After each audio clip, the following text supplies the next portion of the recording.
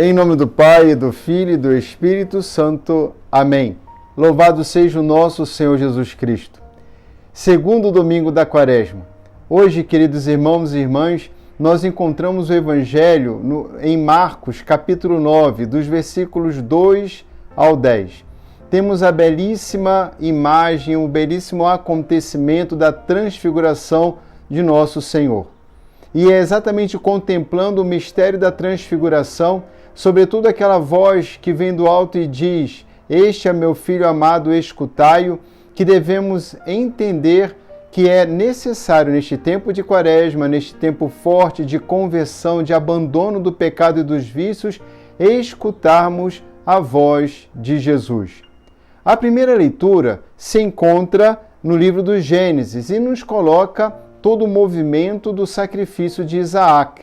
Nós sabemos que o sacrifício não acontece, mas entre o Evangelho e a primeira leitura, nós podemos encontrar alguns pontos em comum. O primeiro ponto em comum é a figura de Abraão. Abraão, ele nos lembra a figura do próprio Pai, do nosso Pai Celestial. O nosso Pai também tem um filho muito amado, um filho único, como Abraão tem o seu filho único, Isaac. O Pai não apenas tem um filho único, mas ama profundamente este seu Filho, nosso Senhor e nosso Salvador Jesus. E aqui, tanto quanto Isaac, o filho de Abraão, ambos, os filhos, Jesus e Isaac, estão destinados ao sacrifício.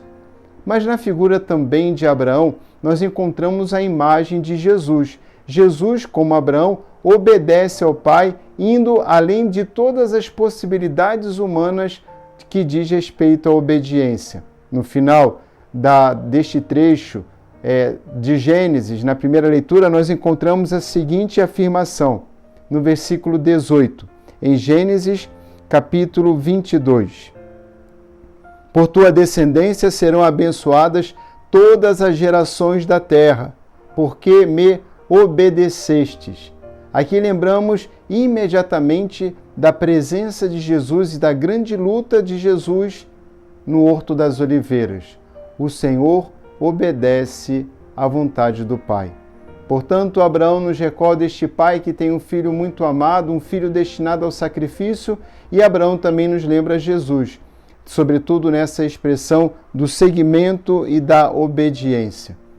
Bom, Isaac, na primeira leitura, também nos recorda a figura de Jesus, já dito.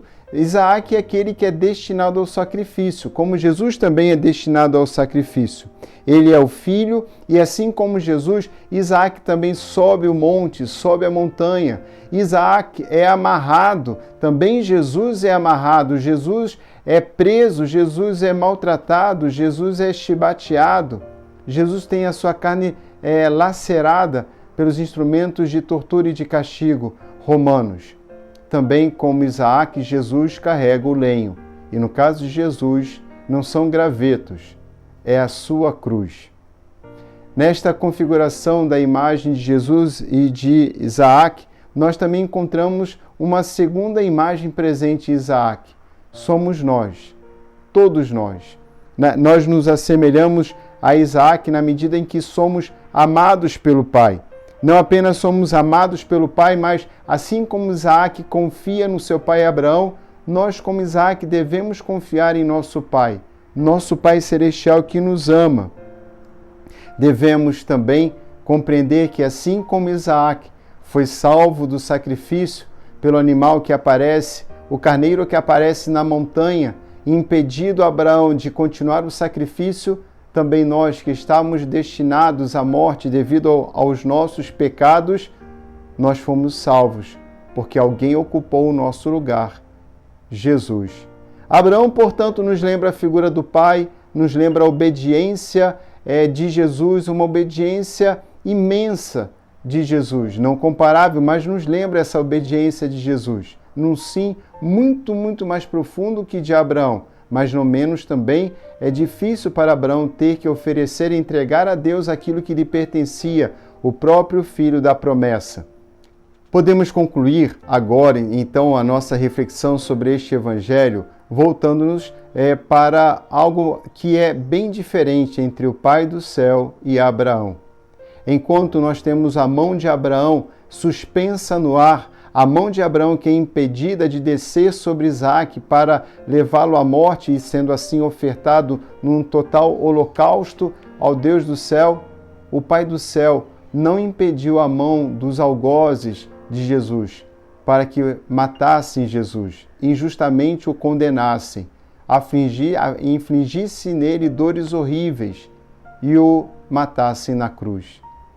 Queridos irmãos e irmãs, Abraão teve o seu filho salvo e o pai não salvou o seu filho. A pergunta é, por que o pai não salvou o seu filho tão amado? Nós encontramos a resposta na segunda leitura, retirada do livro de Romanos, no capítulo 8. Aqui São Paulo vai nos dizer, Deus não poupou o seu próprio filho, mas o entregou por todos nós. E porque o pai entregou o seu filho, na medida em que deixou o seu filho nas nossas mãos, sim, porque foi pelos nossos pecados que o Senhor morreu, foi para nos salvar da condenação eterna que o Senhor morreu, foi para nos dar a vida eterna que o Senhor morreu e ressuscitou. Porque o Pai nos ama.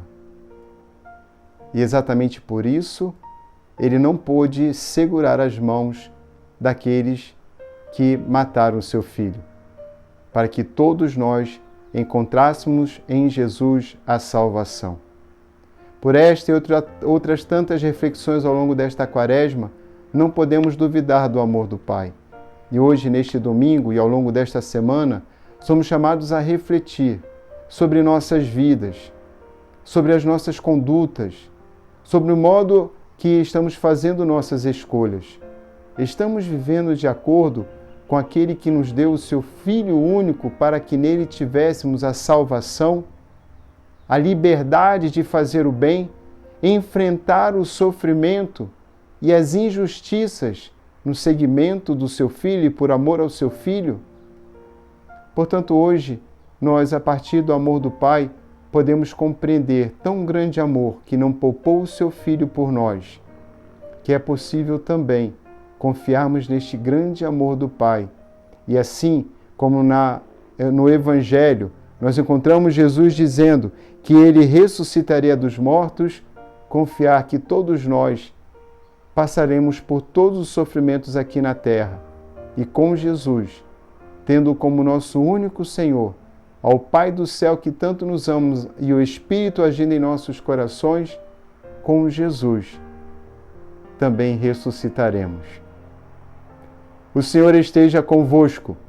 Abençoe-vos o Deus Todo-Poderoso, Pai, Filho e Espírito Santo. Amém. Andarei na presença de Deus, junto a Ele na terra dos vivos.